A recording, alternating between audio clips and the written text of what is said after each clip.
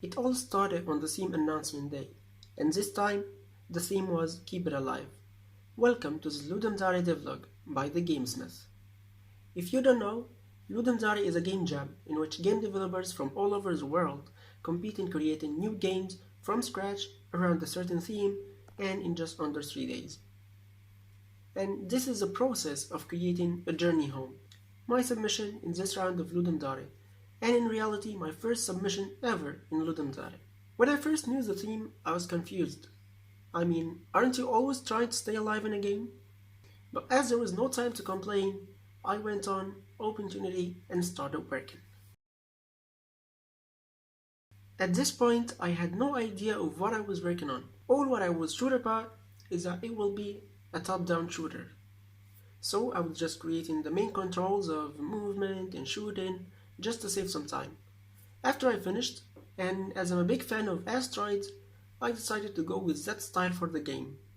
So using Photoshop, I designed a pixel art spacecraft to be the player, some planets, and surely asteroids to be the enemies.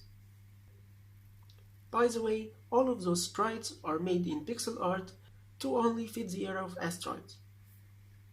And this was the end of the first day in the process of creating the game.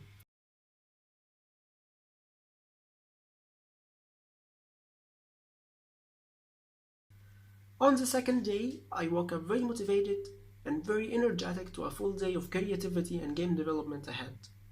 And I started by changing the aiming mechanism so that the player can now aim in any direction using the mouse pointer, in spite of just shooting in the direction the ship is going as it was yesterday.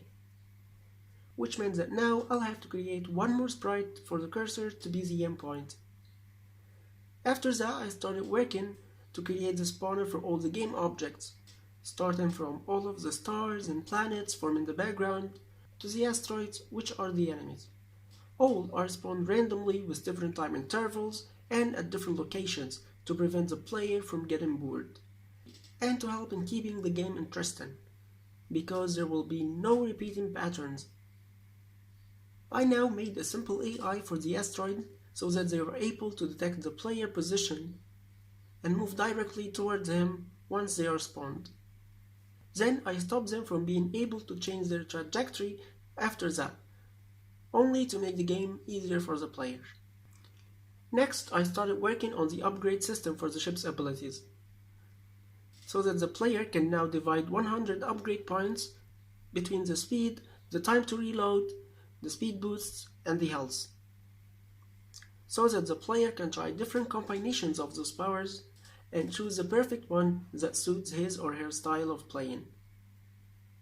And now, as the game was almost ready, I made this the end of the second day.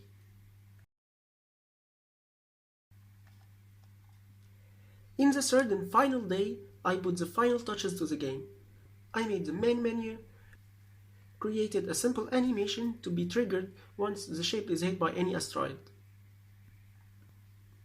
Then, using Postcassion, I made the main music for the game.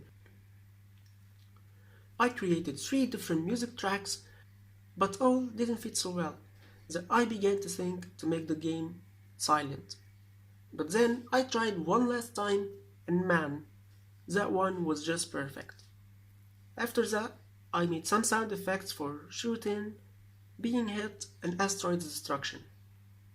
And finally, this is how the game looked when it was finished.